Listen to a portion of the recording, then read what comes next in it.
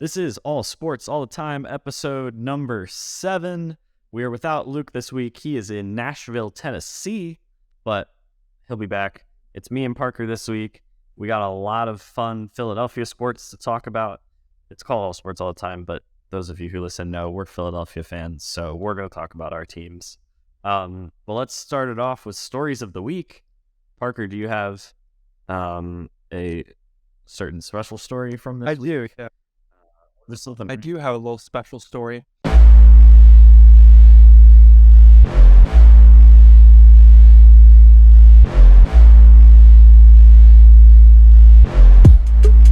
Yesterday, I found myself at a lunch meeting. I was eating some delicious barbecue chicken cheesesteaks. Or just one, a barbecue chicken cheesesteak. After that, I was feeling good. I was all the way out, 45 minutes from my house, 2 minutes from a golf course. And I was like, why not? It's been raining all day. It's still raining right now, but let's just try and get a quick round in. There probably won't be a lot of people on the course. I get there, go up to the front desk guy, the golf pro, that's what you call him. And I said to him, I was like, hey, just give me one. He said, all right, tee time. We're looking at 251. It was 2:05 at the time.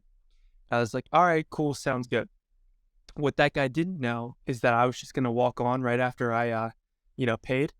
There was nobody else out there, so I was like, I'm 51. So got my cart, drove up to the first tee, got up, stroked it well. And then, Owen, when I tell you that it didn't stop, it didn't stop. I couldn't hit a bad shot even if I tried. What? I thought you were saying the rain didn't stop, like it just kept raining. But you were raining the shots. Yeah, well, the rain, Your own way. I also kept hitting. And, man, I played my best round ever. There was the number fourth hole was closed. So you had to skip it and go straight to 5. So there ended up being 17 holes, right? And my score through the 17 holes was an 81, which is really good for me. Wow. So like, what would you use? Give yourself par for? I gave myself for that one. I just said it was a bogey, so I gave myself a 6 since it was a par 5. So, but I shot an 81 through 17 holes, and I was just playing so well, and it just felt amazing. And mind you, my best score before this was, but we'll just say we'll give myself an 87 yesterday. My best score before this was like a 98. So I beat my best score by 11. I didn't even know that you had cracked 100 before. Yeah. I like once I should, or no, twice. Cracked it twice. Okay. But man, so you are ready for this competition with Luke. If Luke listens to this episode, he has to be terrified for the next time. He better be, yeah. And on May 11th, I'm doing playing golf all day on May 11th through a workouting event. And so I'm just getting ready for that. I've been watching this Full Send documentary on Netflix, just preparing my brain mentally for the challenge that's ahead. My goal is to become a number 1 golfer in the world. I think that I have potential to do it. I've already dropped 11 strokes from the previous year, and that's only within a 1-month span. So continue that pace, and I'm going to be on par with Rory McIlroy, Max Homa, Scotty Scheffler, just, the all-time greats, Brooks Koepka, Justin Thomas, Jordan Spieth. They're going to be right in my wheelhouse if I continue to progress the way I'm progressing. I feel confident in myself. I 3-putted 40 times yesterday. That's an exaggeration, but I was averaging 2.3 putts per hole yesterday. And basically, if I can just eliminate the 3 putts, right, just get that number to 1.5 putts per hole, that's a 0.8 strokes per hole gained advantage, which is very manageable for me there. 0.8 strokes per hole, if you multiply that over 18 holes, gives me a total. Let me go to my calculator here. 0.8 times 18. Did you do it on your computer or on your? I actually don't have a computer, Owen, but that gives me 14. Oh yeah, it's on. Yeah. 14.4 strokes gained per hole just off his putting, right? I shot an 81 through 17. That means 81 minus 14. That's a solid 67 right there. So I'm right on pace with all the tour pros. 67, that's a very good score. And I'm looking forward to this coming U.S. Open and Augusta Championship. You'll see me there, and my name will be in bright red lights, flashing number one on the leaderboard. The real takeaway from that was great quick math by you. Like, sure, good golfing, but also the mental math was very impressive. Yep, and I'm not even cool, so I can tell you were gifted. I know, yeah, I know. It's still, I work with numbers all day, Owen.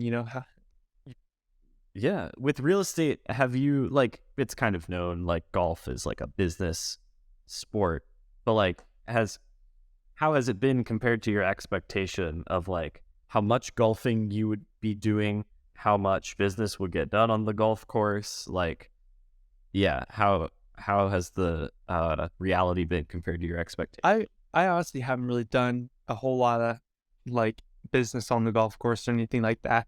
I was actually supposed to meet someone on the golf course over the past like 3 weeks, but it just kept raining, so we just tried to do a lunch meeting. But yeah, I would say it hasn't, I didn't really have a high expectation of it, but it's more just like been doing it, with, the work crew for fun, uh, just like team bonding stuff. So, I haven't really done a whole lot of business on the course. How do you rate amongst the office? Oh, yeah. Rankings? Okay. So number one, Mine. this guy named Chad. He was a golfer. A great golf name. Yeah, So. golfer in college, played in his high school, and he's probably like, he's close. He's not there yet, but he's close to a scratch golfer. So we were playing an 18 holes, and he shot +3 on the day. So just really, really good. He's head above everybody else. Next up, you got the juggernaut Johnny. Johnny is, he's a little power ball, and he just hits it straight, and he's pretty consistent. Nothing too crazy. He's probably like a bogey golfer, maybe a little bit better than bogey golfer. And then it's debatable from there. I would say I'm number 3. I like to think of myself as a much improving golfer, and so I would probably rank myself number 3. All right, you're the up and I'm the up and comer. We have to get closer to 4 or 5, but that doesn't. Who's the biggest competition for that 3 spot? The greatest competition for the 3 spot. I mean, it's different every day, but it's probably, if we're being honest here, it's probably my dad. Yeah. Wow. So okay, we have our own. Like, me and Luke have a series. We also have our series. You know what I mean? He's also 1-0 in that, but I'm just you better watch out, because come the end of this year, I'm going to be on fire. Off to a slow start, but definitely building momentum. You've already built a ton of momentum with this incredible round you just had. Mm-hmm. So, yeah, it definitely wouldn't worry about it. Oh yeah, wow, that is really impressive. I'm gonna make a reel out of this, and everyone, make sure to give Parker credit for shooting that well, even though he was by himself. That is very impressive. And it was. That's not. Yeah, impressive. I mean, hopefully that par 5 was a pretty tricky par 5, but I think I could have got a 6 with the way I was playing. So if you give me an 87 for the 18 holes, that's pretty, that's right in line with where I was playing. So felt good. Well, you accomplished the amazing athletic feat of shooting that low in golf. This week, I picked up a snapping turtle. So why'd you pick up a snapping turtle? Similar accomplishments. I was, we had a whole thing in our apartment with our washing machine being broken. Got replaced. There was a whole thing there. That story is not interesting. But I was walking back from the main office, back to my apartment, and this lady like, I don't know why she was standing in the parking lot. I thought she had just gotten out of her car, but in retrospect now, I guess she hadn't. So I don't know why she was in the parking lot, but she was like, "You there?" And there was somebody walking behind me, so I just like assumed that it was me. It wasn't me because I don't know her, so I assumed she was talking to the person like right behind me. And she said it again, and I was like, "Oh, me?" And she's like, "Yeah, you, young man." She was probably like in her like 50s maybe. Um, and she was like, "Can you help me out? Can you help me carry this?" And I was like, "Oh, maybe it's something in her car. I'll help her carry it." And she's holding a white towel, and I was like, "Did she like spill something and like need to pick up what was dropped or like?" And I come around the corner and we go onto like the sidewalk off of the parking lot, and there's just this giant snapping turtle in the grass. I don't know what size to compare it to, but like big. I don't know Okay. what thing I can compare it to. All right. Like Bigger than a football. bigger Yeah. bigger and taller than Captain America's shield. Oh, smaller than that. Maybe like a little bit bigger than like its shell was probably about the size of a frisbee. There we go. I like that. Shell was about the size of a standard size frisbee. And yeah, he's just like walking very slowly, obviously he's a turtle, towards the parking lot. And she was like, could you pick him up for me? He's like, he left the pond and he's just been walking this way. I've been trying to stop him, but he keeps going this way. I was like, sure. So she handed me the towel and she was like, yeah, you just got to keep your hands away from his mouth. Cause she said something about his beak. She was like, yes. She said something about his beak that was not a helpful comment for somebody who you're asking to help you out. She's like, yeah, just make sure you don't get snapped or something like that. It's like, yeah, thanks. So I went behind him. I was like, I've never picked up a turtle before. I should pick him up from behind, right? And she was like, yeah, just grab him from behind. You don't want to pick him up from the front. And I was like, okay. And so I thought that when I picked him up, he'd get scared and just go in his shell. But no, he was like flailing around. And he was, again, I don't know how much he weighed either, but it was pretty heavy. It's a big turtle. And he's like, yeah, jerking all around. And I'm like, I hope I hold on to this thing, because if I drop him, I would feel terrible for the turtle and also be scared that he would bite me. So yeah, I'm carrying him like this, just probably like as far away from my face as I can, just like walking stiffly, like down the sidewalk. We go to the pond. I set him on like, she's like, just set him right here. You don't have to put him in the water. There's like a really steep bank. She's like, just put him like on the bank. And so I did that, and he just kind of like falls forward and like face plants in the mud and then goes on his way into the water. And the old lady was like, oh, thank you. There's a bunch of them in there. There's a giant one, like their mama turtle in there. And I was like, there's one bigger than that? And she was like, oh yeah, there's a huge one in there. That's one of the kids. Oh, awesome. Good to know that that's in the pond. And she was like, yeah, I come out here, I feed them. And I'm thinking like, oh, nice. She feeds the turtles. That's good. And she was like, yep, feed them leftover Doritos. That can't be good for them. But so yeah, that I saved a snapping turtle from walking into the parking lot. Wow, good job. Yeah. Why that was walking was because that turtle wanted more Doritos. So maybe, or maybe it was trying to escape because it didn't want more Doritos. It was like, get me out of this place. I'm going to. Well, it was running towards her. It was running towards that lady. It kind of, her apartment was like off to the side, so it's like it would kind of make like a triangle. Like the turtle was here when I picked him up, the pond was here, and her apartment was here. So he kind of like went past her apartment. I don't know. Maybe we don't know the turtle's intentions, and we're not gonna assume them. We need to know the real truth, the turtle truth. And then a mini side story, not a full second story, but just another thing. When I was at Aldi, I saw a person, an old man, driving in a convertible. He was driving, and in the passenger seat was a full skeleton. Wow, Florida. That's the story. That didn't see it. Just he was driving through the parking lot, skeleton in the passenger seat, fully assembled. That's yep. Saw that. Did that used to be a real person?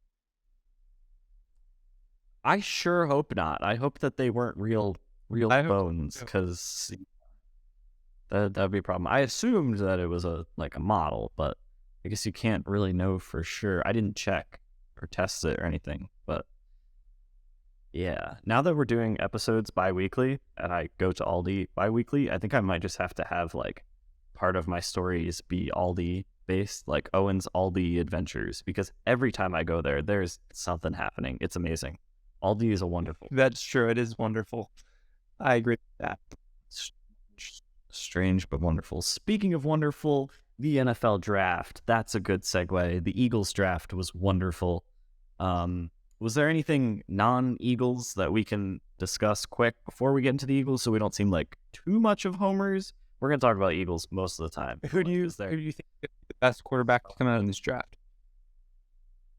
I think Bryce Young is the most likely to. I think he's the best prospect. Who do you think got drafted best situation? Probably Anthony Richardson, because the Colts are at least. So the Colts always feel like they're a quarterback away. Like they're not the Colts aren't rebuilding. So Anthony Richardson probably, and he's got the highest ceiling of any of the prospects because he's ridiculously athletic. He just hasn't played quarterback much in college, so there's not a ton of proof that he's really good at it, but there's a ton of potential. So I would probably say Anthony Richardson, and that's good because he's probably the guy who needs the most time to develop. So it's good that he's on a team that can help him do that. So I'd say Bryce Young's the best prospect. Anthony Richardson, the most potential, which is basically what everybody's been saying. So yeah, standard default going with what everybody else says. And I think the Texans did a great job too. CJ Stroud's probably third in that group, but the fact that they got a quarterback and then they traded up and got one of, if not the best defensive prospect, to get those two in one draft. Even if they don't work out, it's like at least exciting for your fan base. Like, hey, we've got this new core we're building. That's true. Yeah, that's very true. And what do you think about Will Levis slipping into all the way down to the second round? Dude, I felt so bad for Will Levis. Like, yeah, he's a quirky guy. He was a little cocky. And then, yeah, it doesn't work well when you're cocky and then you fall out of the first round. But, like, people were just dunking on him. And I felt so bad for him by the end of the night. Like, he didn't deserve that. There's a rumor that his girl, like, left him. Yeah, because she was there draft night. And then when they had the camera at his house, she was gone. So, yeah, I don't know. Just a note to everybody, if your girl leaves you because you didn't get drafted in the first round, it's probably good for you. So, it wasn't there for the right reasons. But yeah, I think Will Levis is now underrated because people have been crushing him and taken as a second round pick. So now I don't think he was top 5 good like the other 3 that were taken. But I still think he's really good and probably worthy of being taken in the first round. So he has suddenly switched to underrated for me because he is very talented. He's got a really good cannon. His decision-making isn't always the best, but he's got the talent. And he was in like a pro system in college. So I think that'll really help his transition. People kind of overlook how big of a transition is because it's a huge transition from college to the NFL. That's why SEC guys are so great, because the SEC is the closest, but it's still a jump. But he's going from a pro system to a pro system, unlike the rest of these guys. So that's a unique advantage he has. So yeah, I don't think he's like the greatest prospect ever, but for where the Titans got him, pretty good. And he could be underrated now because people just went way too far with the Will. Yeah, there was a lot of it. There's definitely a lot of Will Levis hate. And you know what there wasn't a lot of? There wasn't a lot of Eagles draft hate. None at They basically transferred the entire Georgia Bulldog national championship winning roster defense to their team. And, it's looking really good. Some of these guys fell a little bit because of their character.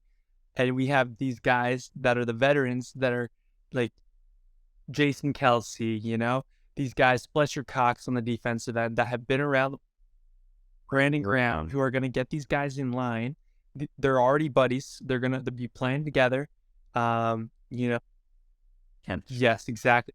They have chemistry, and it's going to be really, really fun for the Eagles this coming year. Dude, there's not many better feelings than being one of the teams that like won the draft, because I watched so many like YouTube clips after night one of the draft of just Eagles won the draft. Eagles are amazing. Howie Roseman did it again. And it was like, it's not like me receiving this praise, but it's so fun when your team is having all this praise heaped on them for just like, wow, the Eagles did so amazing. It's just a very fun experience as a fan. Obviously not as fun as like actually winning games, but it's a lot higher up there than you would think. Yeah. Winning the draft is a very, very fun experience as a fan. There's so much hope involved with it. And it's even better when you went to the Super Bowl. Yeah. Well, you're 100% right. They got probably the best defender in the whole draft. And then they followed that up with getting, one of the top 3 to 5 best defenders in the draft.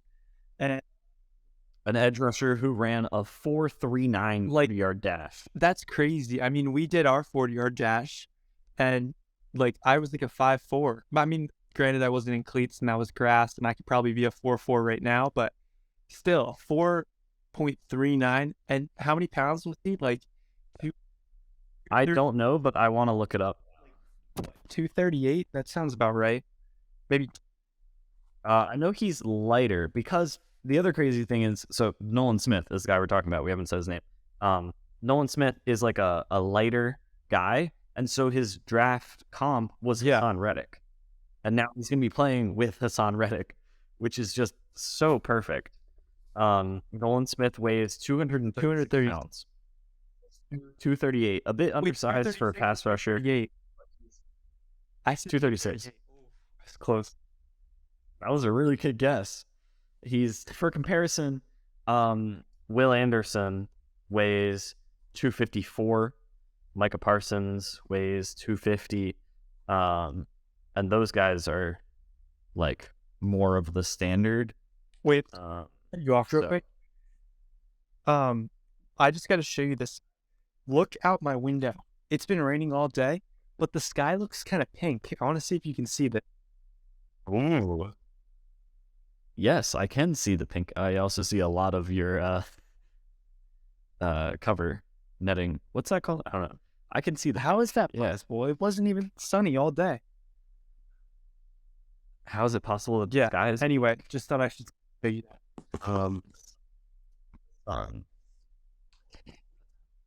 But yeah, Eagles got Jalen Carter. Eagles got Jalen Carter at number 9. He fell. Dog. Dude, the meme, if you guys don't know. Jalen Carter fell because he was involved in a car crash where one of his teammates and somebody else from Georgia died. I don't completely understand that situation. I know that at first they didn't think he was involved at all, but then it came out that he was involved, and that made everybody suspicious. And then it turns out that he wasn't super involved, but he was there. That's as far as I know. And I know the charges were dropped. And also he had a terrible pro day. He was like he was over his usual weight. He didn't do the drills well.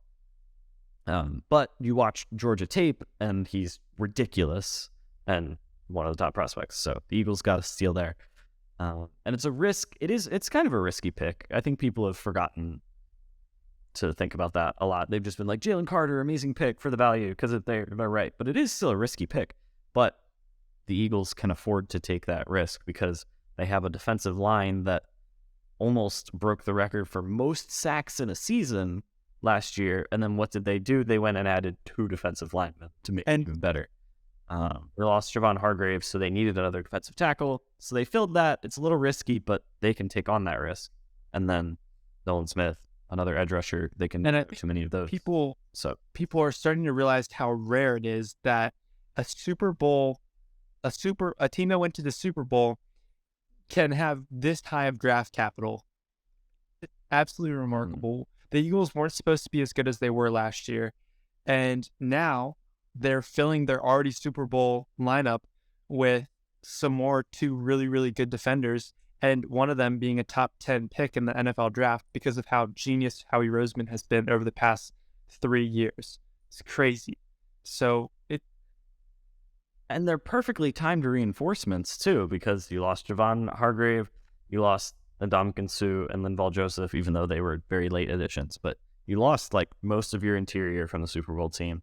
You lost a couple linebackers, you lost your safeties. They didn't really address the safety position. They drafted Sidney Brown in the 3rd round. We'll see how that works. Keely Ringo might play safety, but they didn't address it with like premier picks. But they reinforced what they need to reinforce. And in last year's draft, they were already prepping for that, taking Jordan Davis. They took Cam Jurgens, who's going to be part of the offensive line. So Howie's just done a really good job of like being a year ahead of this. And yeah, you have a Super Bowl team, you lose. That's going to happen with a Super Bowl team. You're going to lose some people. That's normal. But he's already prepared for that transition, which is super impressive. Yeah.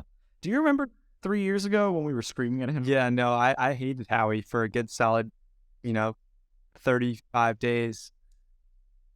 Yeah. Fire Howie was our mantra for like 9 months in 2020. That's amazing. Yeah, he's really had quite the turnaround. Now he's the best GM in the league, and we love him. He's genius. I never doubted him.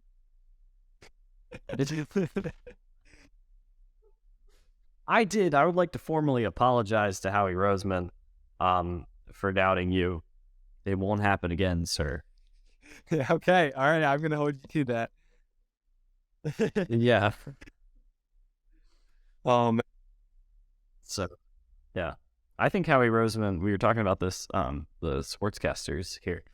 If the Eagles win another Super Bowl, Howie Roseman gets a set, right? Yes. Outside the stadium? Yeah. Yes, 100%.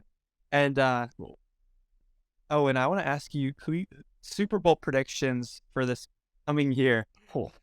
Way too early Super Bowl predictions. What's your prediction?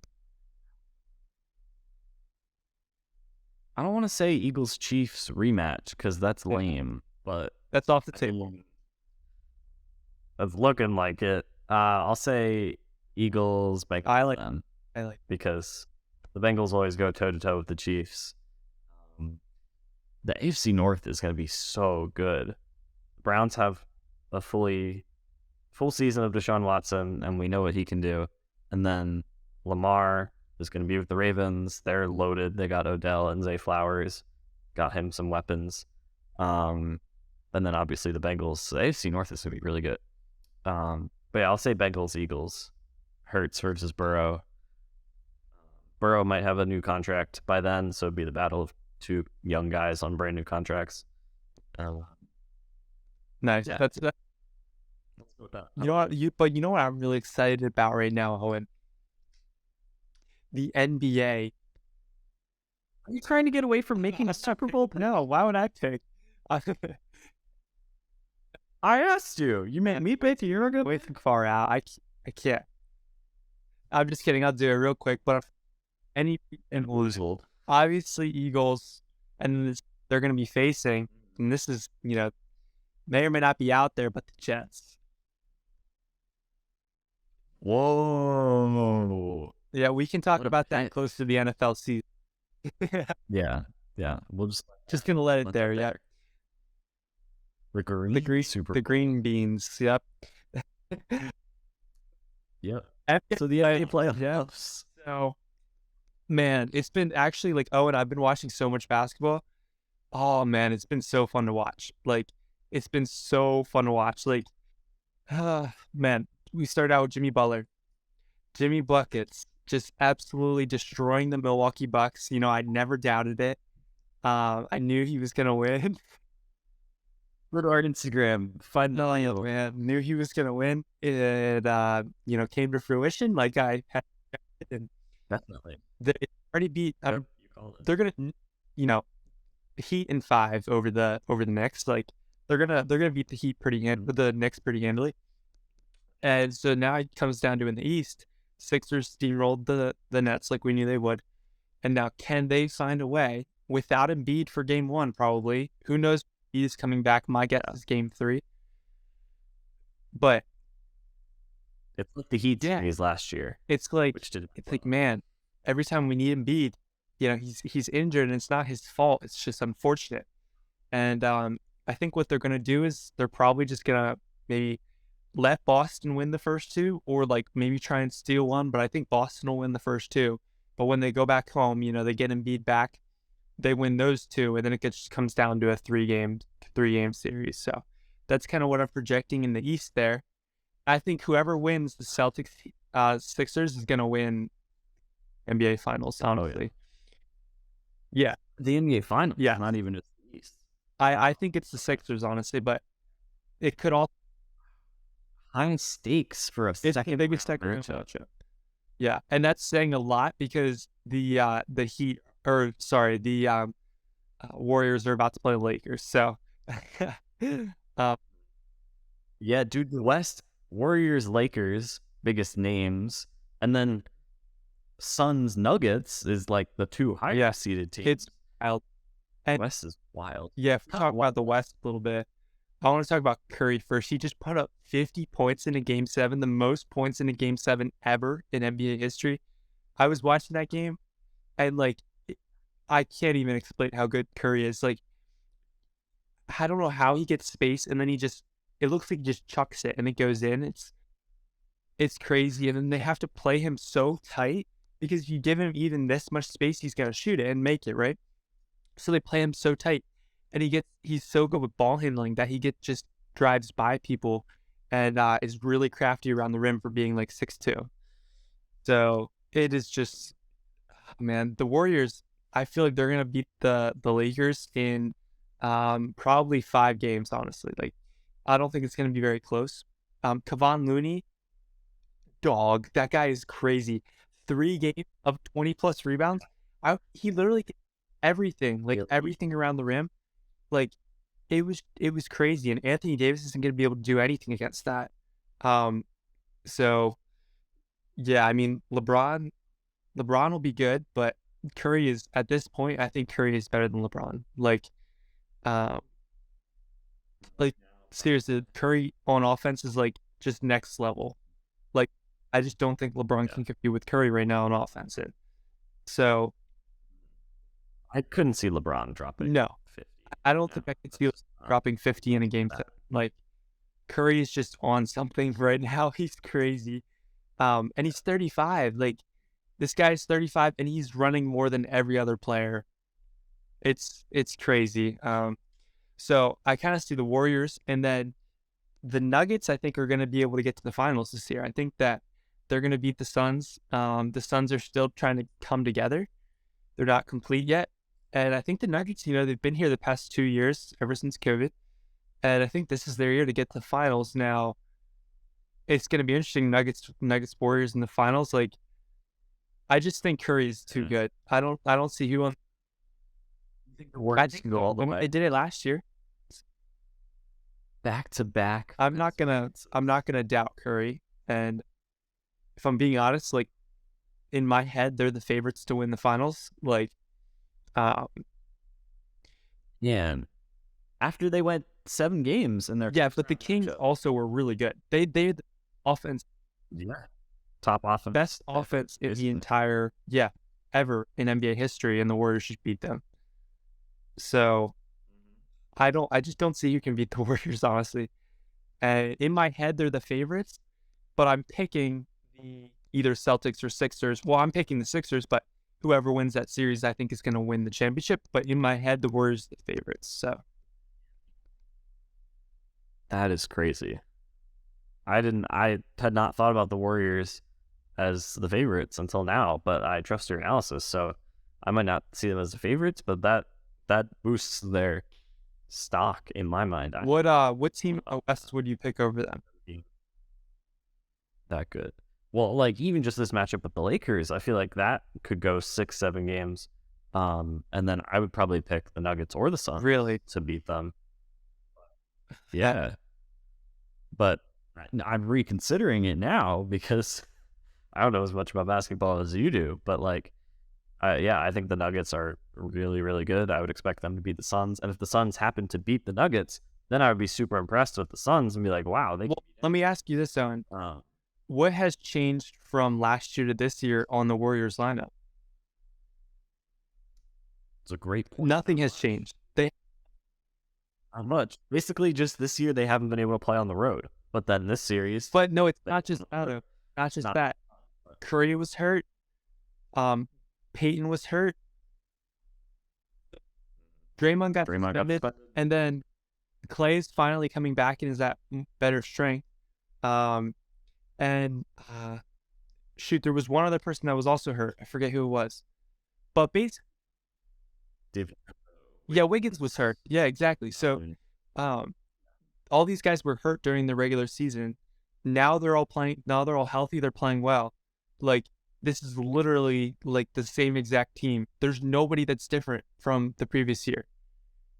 Like, there's nobody. So you're telling me that they're not going to do the exact same thing that they did last year? Like, I mean, no, wait, didn't they lose somebody? Yeah. They lost a couple players last year. Like, their starters are the same. But I feel like they lost some. They lost guaranteed, but then they traded like 3 or 4 picks to get him back. Yeah. Came back, yeah. Yeah. They lost Toscano Anderson and someone else left as well. You're right. It's like 95% the same. I think they did lose a couple people technically, to be technically correct. But yeah, it's the team that won the championship last year, and they're pretty much the same. So that is a very good point. I think more highly of the Warriors now than I did 10 months ago. And the Kings were really good. Like, I think the Kings would have beaten the Lakers if they would have gotten through. The tempo of those games, that was such a fun series to watch because it was just absolutely like lightning fast. I felt bad for Kevon Looney, and he still had 20 rebounds. Yeah, because everyone else is down the court, and Kevon Looney's trying. It was so funny. But that man is just absolute. And then he would get down, and Curry would have already shot it. And just as he gets down, this stuff. Yeah. But yeah, you were the one who put me on to thinking basketball. Yeah. Probably 2 years ago, I think. They had like 2 or 3 videos about that series, and they were such entertaining videos. I know those guys are smart, and that series is one that I don't think we're gonna see a better first round series in a long time. Two of the greatest offenses. Yeah, like seeing that series. If we can just recap it real quick, you have Harrison Barnes in game 4 missing a game-winning 3-point shot. You have Klay Thompson and Curry in game 2 missing game-winning 3-point shot. Yep. So you have right there, you have 2 games that were decided by 1 shot at the buzzer. And then the other 2 games were like within 5 points, like down to the wire games. In game 5, you had a game where everybody was expecting the Kings to win, but the Warriors come through. It was another close game. Game 6, you have a game where the Kings just come back with a vengeance and win. And then you have game 7, Curry drops 50. Yeah, it's the Steph all-time best playoff performance of his career game. Game 7 dropping 50 points. So that series is going to be remembered for a long time. Yeah. A fantastic series. And hopefully, the way things are setting up, Sixers Celtics will be the next great series that we'll remember for a long time because the stakes are ridiculously high. I'm so excited and also so nervous for that series. The Celtics have, because it's going to be a fun series, but we never beat the Celtics. They're very low because the last 2 series that we played against the Celtics, we are 1-8. You know, they lost 4-0, 4-1. My expectations are low, but I've been saying this since the beginning of the year. This is the 76th season. This is the this year. Nope. I gotta find that clip. We've been saying that since the Sixers lost last year. Like as soon as they lost, we were like, "Hey, 76 season." So I'll find that number, but eventually. you never know. I'm honestly, I'm not scared of Jason Tatum. I'm scared of Jaylen Brown. Okay, Jaylen Brown, he's crazy. I think he's better than Jason Tatum when it comes time to like who's the better scorer. I think it's Jaylen Brown. So Crunch time. I'm just scared of him. I don't know who's going to guard him. And hopefully Embiid comes back because we need Embiid really bad. So, and that's the biggest part of this. If there's no Embiid, it's no chance. So the NBA playoffs, they are awesome, dude. The NHL playoffs are also happening, but we're not watching that. So I have nothing to tell you about the NHL playoffs. So let's wrap up the episode with a little draft. I don't think we've done a draft yet in season 2, but here we are. We're doing it now. So the draft that we'll be doing is, Parker's got his pen out. He's ready. The draft is going to be the best compliments to receive as an athlete. So you're an athlete, you have a coach. In my brain, I'm thinking coach, but really anybody, a coach or somebody else come up to you and they give you a compliment. You are the athlete. What are the best compliments to receive? Parker, because I came up with the draft concept, I will give you the first pick. We're going to do 5 rounds. So we each get 5. If I was, an NBA player, an athlete, I would love if a coach came up to me and said, Parker, you are mentally tough. Mentally tough is my first round draft choice. I think the mental game is just as important in any sport that you play. And so when someone says to you, you're mentally tough and we watched you on our team, that is one of the highest praises that you can give an athlete.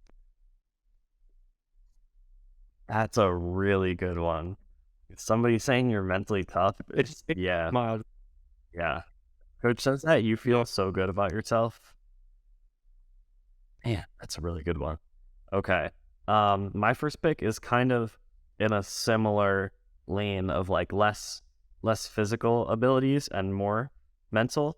And just someone, a coach or somebody telling you like you've got a good feel for the game, or like you've got just like a nice, not like you're a natural. I think you've got a good feel for the game. Good instincts. That's what it is. That's what I was looking for. That's when somebody says that to you, that you're just like, oh wow, I can't really help that. So that nice. Yeah, you got nice touch. Yeah, I like that. Yes. Yeah. Touch, instinct. My number pick is sneaky athletic. Like a coach says to you, that sounds like a bad compliment. Sneaky athletic. What that means to me is basically people are undervaluing how athletic I am. And this coach sees it in me. He sees how athletic I am. So he says, you're sneaky athletic. That makes me feel good. He sees something in me that other people don't. And so I think that's a great compliment. Okay.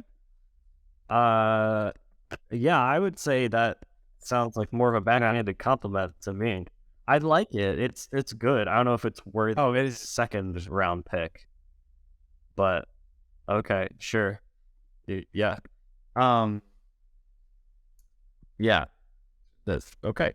I'm a little thrown off by that. My next one is a little bit risky. Because actually I can't. I'm pivoting. I'm calling an audible. I think I can take this later because I don't think you're gonna take it. So the pivot, I'm gonna go to the next on my very limited board that I didn't even write anything down. This is all in my head. So I'm switching, and I'm gonna go with a coach telling you literally just that you have good form, like because that I think that pairs well with my first pick of good instincts. When you have good instincts and good form is nice because a coach tells you have good form on something, that feels good because it's like, oh, I've been working on that, or it's just like, oh, I'm doing this right. This is what I want to keep doing. So as an athlete, somebody tells you have good form, feel Yeah, really good no, I about think that. that's a great pick.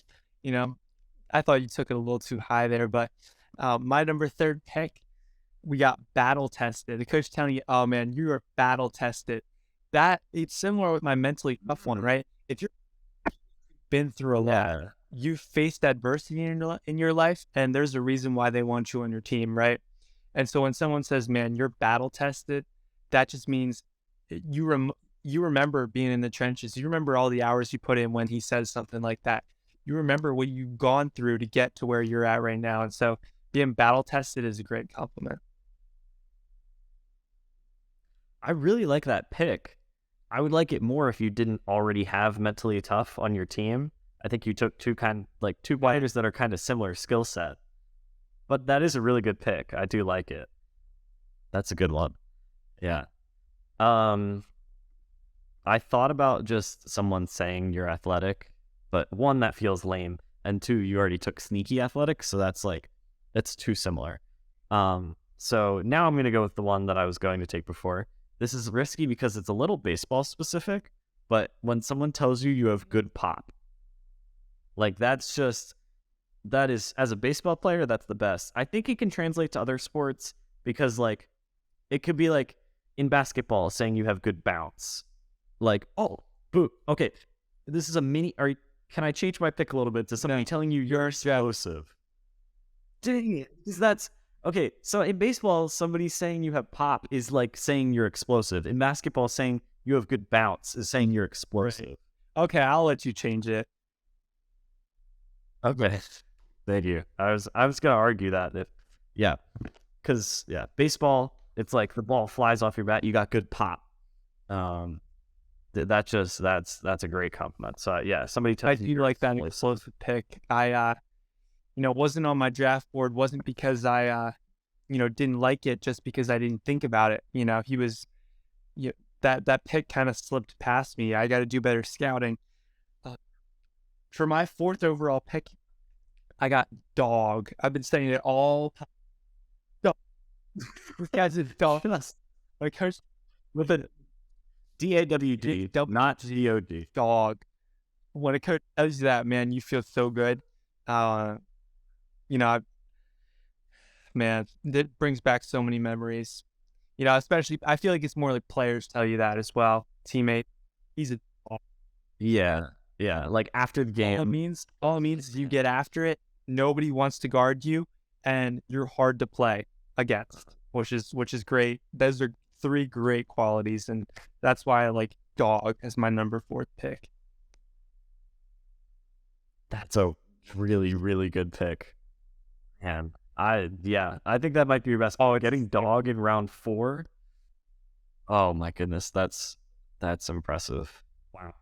Okay, I really gotta have a good response on this one. My fourth overall pick is gonna be kind of similar to your battle tested. When a coach tells you you have a slow heartbeat, that's great. Like you're calm, you're cool under pressure. They trust you in those tense situations because they know you have a slow heartbeat. That's a great. Yeah, yeah, no, that's I love that pick. Honestly, I think that's a great pick. Um, you know, Diamonds are made when pressure, when there's lots of pressure, and so I think that's a having slow heartbeat is a, and Yeah. I love that. At number 5, we're gonna take some good value here. Uh, it's kind of the opposite of my number 2 overall pick with sneaky athletic. Um, Naturally gifted. When you're naturally gifted, um, in order to be, naturally gifted, you have to have a lot of, God-given talents and abilities. And so when a coach points that out, not only does that stroke your ego a little bit, make you feel pretty good, it also makes you perform better because you're thinking, man, I've got stuff that other people don't, and I am naturally athletic. And when you say someone is naturally athletic, I mean, you can just tell.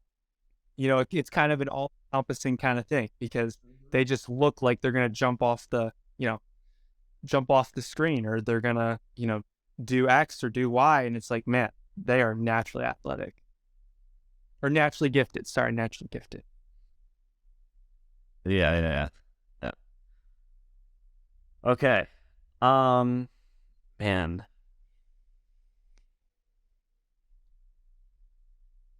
I've got two that I'm going between. I'm going to say first, okay. I'm going to say first the one that I decided to not go with. And that's when a coach, like a coach or just like an older guy, pulls you aside and he's like, son, I've never coached anyone like you or seen anyone like you. And that one's really good, but I went against it because it could also be a negative. If they're like, I've never coached anyone like you, like that might not be a good thing. I was assuming it was, but then I was like, that could also be bad. But yeah, if they're like, gonna brag on myself here. One time, in between innings of a baseball game, this was 14U. I made like a nice defensive play at shortstop. I like slid, backhanded it, popped up, threw the guy out. And like the umpire came over to me, like as I was leaving the field at the end of the inning, and he was like, "Son, I've never seen a play like that at this level," and that just like, dude, felt amazing. So yeah, that almost picked that, but didn't. So my last pick is gonna be when your coach tells you that you're a natural leader. So we both went with natural at the end. You went naturally gifted. I went natural leader. Just because you know that it's bigger than the game sometimes. If somebody thinks that you're a good leader, that applies to life. It's good on the team as well. But in any scenario, it's nice to be recognized as a good leader. But in sports, it's also very nice when your coach is just like, I love that pick. leader. Yeah, it's bigger than the game sometimes. You're 100% right. And, that does translate into other areas. I think that's a great pick. But let us know who won the draft. Obviously, I think I won the draft. But you... And I think I did. I think it was pretty clear, after my third and fourth picks of Battle Tested and Dog that, got some good value. But you'll have to let us know in the comments.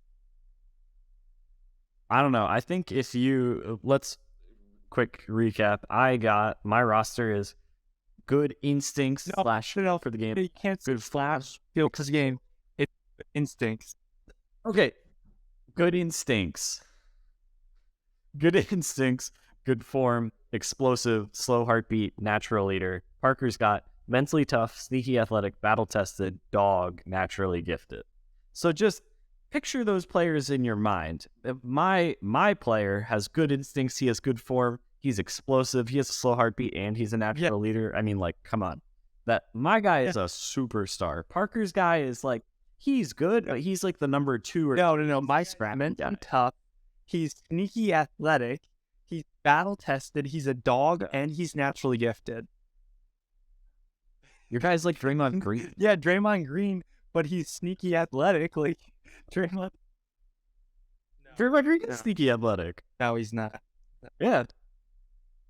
I got Steph Curry. Your guy's Draymond Green. That way.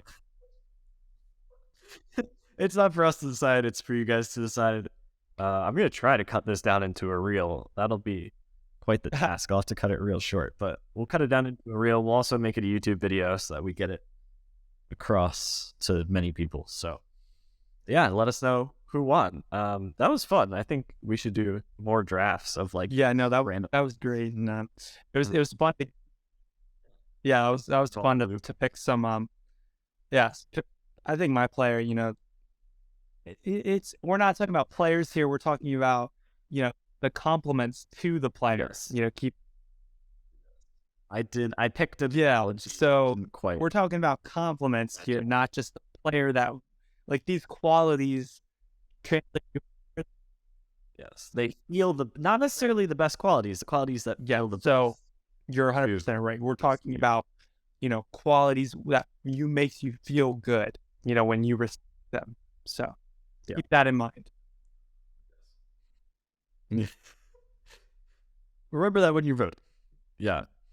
So good episode, dude. This flew. I can always tell it's a good episode when I look over at the clock. I'm like, whoa, time flew there.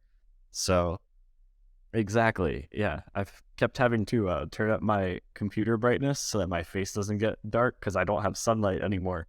So this is just all computer light at this point. Also, in my room, my light bulbs are dying. And it kind of looks like 2 of them are lit. Only 1. When I got here, there were 3. And then very shortly after, one of them went out. And then just yesterday, I'm down to 1 light bulb now. So I'm going to have to deal with that at some point. So, yeah, college life. Well, make you guys deal with us. Like our content on Instagram, subscribe on YouTube.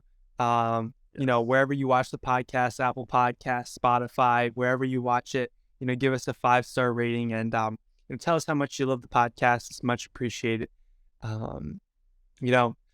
We had fun, Owen. I had fun. You had fun. Luke had fun in Tennessee. I did. Yes. Should we end with a message? An inspirational message to Luke? You started out this shit. Okay. Luke, we know you're in Nashville right now, and even though we can't be there with you, we just want you to always remember, if you remember one thing about our friendship, it's that it will never be like it is going to be in the span of the next 1.5 months and years, okay? It is never going to be as great and as strong as it is going to be coming up in the next couple of months. Just like the sports, you need to shine and let that happen. So just remember that, Luke, okay? There's one thing. Be sports. That. Let it shine. All of that. Episode 7. Thank you guys for watching. We'll see you in 2 weeks. Nice.